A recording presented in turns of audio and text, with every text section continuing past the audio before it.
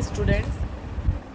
आज हम क्लास 7 का साइंस सब्जेक्ट का चैप्टर नंबर 4 हीट पढ़ेंगे, जिसमें हम टॉपिक पढ़ेंगे ट्रांसफ़र ऑफ हीट।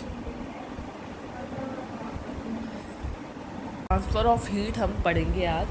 जब हम किसी भी जैसे कि मम्मा है आपके घर में किचन में फ्राइंग पैन में कुछ बनाती हैं, तो उसको फ्राइंग पैन को किसके ऊपर रख देते हैं, गैस के ऊपर रख देते हैं। तो जब आप थोड़ी देर में देखते हैं कि जो फ्राइंग पैन है इसे फ्लेम पे रख दिया हमने, तो फ्राइंग पैन गर्म होने लग जाता है। जो हीट है वो पासिस होती है फ्लेम से लेके वो फ्राइंग पैन तक हीट आती है।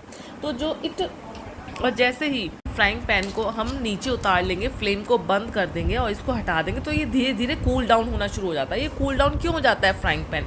क्योंकि धीरे धीरे जो ये अपनी हीट है ये किसको ट्रांसफ़र कर रहा है, किसको ट्रांसफ़र कर रहा है? ये सराउंडिंग्स को। ये हीट है अपनी, जो इसकी टेम्परेचर है, ये किसको ट्रांसफ़र कर रहा है? ये हीट को सराउंडिंग्स को ट्रांसफ़र कर रहा है। इसी वजह से तो मतलब जो हीट हो रही है ट्रांसफ़र हो रही है पैन से, जो हीट है ट्रांसफ़र हो रही है पैन से ट्रांसफ़र होकर सराउंडिंग्स में जा रही है। Means that the heat flows from a hotter object, मतलब कि जो हीट है फ्लो हो रही है हॉटर ऑब्जेक्ट से कोल्डर ऑब्जेक्ट की तरफ। और हर केस में मतलब हीट जो है फ्लो हो रही है hotter object to colder place. जो हीट फ्लो होती है हमेशा वह है हर केस में फ्रॉम अ हॉट ऑब्जेक्ट से लेके कोल्डर ऑब्जेक्ट तक ही वो फ्लो होती है। ये नहीं होता कि कोल्ड से हॉट, नहीं, हॉट से कोल्ड की तरफ जाएगी। ठीक है। तो ट्रांसफ़र ऑफ हीट को हम एक एक्टिविटी से समझते हैं। इसमें एक एक्टिविटी करेंगे, एक रॉड ले लेंगे हम। रॉड होगी जो आपकी मेनली किसकी हो सकती है, वो एल्युमिनियम की भी हो सकती है या आयरन की हो सकती है। एल्युमिनियम और आयरन की रॉड ले लेंगे। ठीक है। इसको जो आप ब्रिक्स के बीच में अच्छे से इसको फिक्स कर दो, कि जैसे ये ब्रिक्स के बीच में अच्छे से फिक्स हो जाए इसको। और यहाँ पे कैंडल लगा दो और यहाँ पे वैक्स लगा दो, कैंडल वैक्स। ठीक है। अब जैसे आप इसको देखेंगे कि जैसे कि ये आपकी ये रॉड है, इसको आपने फिट कर रखा है दो ब्रिक्स के बीच में, इसको फिट कर दिया आपने, इसको ब्रिक्स के बीच में इसको आपने फिट कर दिया है ना, इस तरह से कि वो है ना बिल्कुल भी गिरे नहीं। ठीक है। इसको आपने स्टैंड प्रॉपर। ठीक है। अब आप धीरे धीरे देखेंगे जैसे जैसे ये फ्लेम है ये इधर से गर्म होता जाएगा, तो आप थोड़ी देर में देखेंगे जो वैक्स है वो ड्रॉप डाउन होना शुरू हो जाएंगी। और कौन सी वैक्स सबसे पहले गिरेगी? ये इधर जो फ्लेम के पास है, जो ब्रिक्स के पास है, नहीं, वो वैक्स सबसे पहले गिरेगी जो फ्लेम के पास है, जो नियरेस्ट है फायर के या हॉट ऑब्जेक्ट के। तो the process by which heat transferred from the, वो प्रोसेस जो हीट और ट्रांसफर्ड हो रही है एक ऑब्जेक्ट से या हॉटर एंड से कोल्डर एंड तक, उसको कंडक्शन कहते हैं। जैसे कि जब हीट ट्रांसफ़र हो रही है हॉटर एंड से कोल्डर एंड तक, तो उस प्रोसेस को कहते हैं कंडक्शन। और जो हमारे यहाँ पे देखो इस एक्टिविटी में जो ये फ्लेम है, ये वाली वैक्स होगा, ये फर्स्ट गिरेगा, फिर ये सेकंड, फिर ये थर्ड, फिर फोर्थ, फिर फिफ्थ, एक बार, क्योंकि ये इसके नियरेस्ट है। और जो नियरेस्ट होता है वो जल्दी मेल्ट होगा, ज़्यादा गर्म होता है, और गर्म फिर इधर तक आएगा हॉटनेस, फिर यहाँ तक आएगी, फिर धीरे धीरे आगे तक बढ़ती चल जाएगी।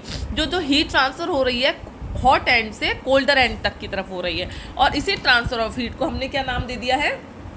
कंडक्शन। सॉलिड्स में हमेशा क्या होता है? Generally the heat is transferred होता है कंडक्शन प्रोसेस से।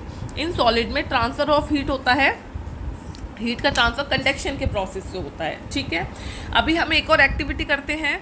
अब हम सेकंड एक्टिविटी करते हैं। हम कुछ ऐसे ले लेंगे, देखो एक स्मॉल पैन लेंगे या बीकर लेंगे, इसमें वाटर डाल देंगे, इसमें कंप्लीट वाटर डाल देंगे, और हम कुछ आर्टिकल्स लेंगे, जैसे स्टील ले लिया, या हम स्टील की स्पून ले ली है ना, और हमने ले लिया प्लास्टिक स्केल ले लिया, और हमने पेंसिल ले लिया, डिवाइडर ले लिया, और जो भी आप लेना चाहते हो कुछ ऐसे आर्टिकल्स ले लो। ठीक है। हमने यहाँ एग्जांपल्स दिए।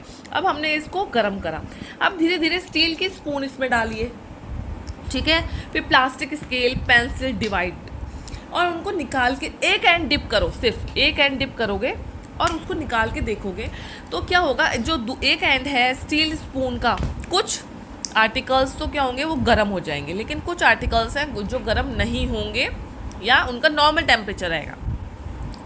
और मीन्स इसका मतलब क्या है, कुछ आर्टिकल्स तो अलाउ कर रहे हैं कि हीट ट्रांसफ़र हो उनमें, और कुछ आर्टिकल्स अलाउ नहीं कर रहे कि हीट ट्रांसफ़र नहीं हो, मतलब उनमें हीट ट्रांसफ़र को नहीं होने दे रहे हैं। इसका मतलब जो गर्म हो जाएंगे उसमें हीट ट्रांसफ़र हो रही है पानी से, उसमें कोल्ड हॉट और ऑब्जेक्ट से कोल्डर ऑब्जेक्ट तक आ गई।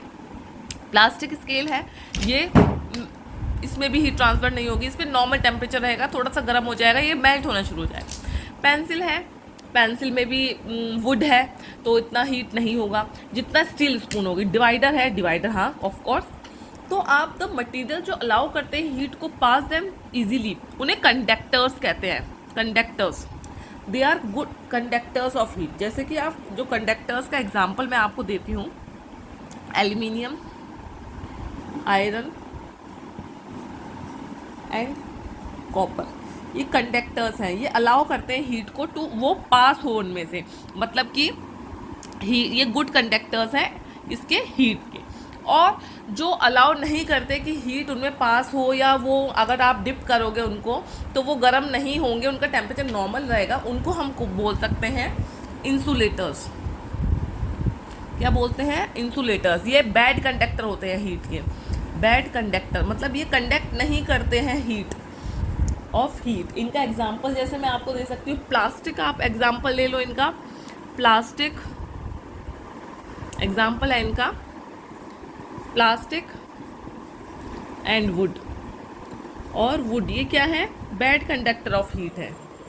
कल हम एक और चीज़ पढ़ेंगे जिसमें हम पढ़ेंगे कि बॉइलिंग ऑफ वाटर कैसे होता है, कैसे हवा ऊपर उड़ती है हवा, और साइड से हवा आके वो उसकी स्पेस ले लेती है गर्म हवा की, और जो गर्म हवा है वो ठंडी हवा की जगह चली जाती है, और जो ठंडी हवा है वो गर्म हो जाती है। किस प्रकार बॉइलिंग होती है वाटर की, क्या मूवमेंट होता है वाटर का, तो ये हम नेक्स्ट क्लास में पढ़ेंगे, नेक्स्ट वीडियो में पढ़ेंगे।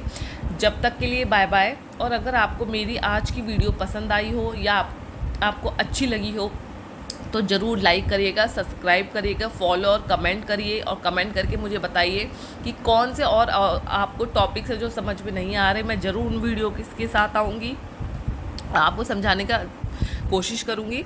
तब तक के लिए बाय बाय।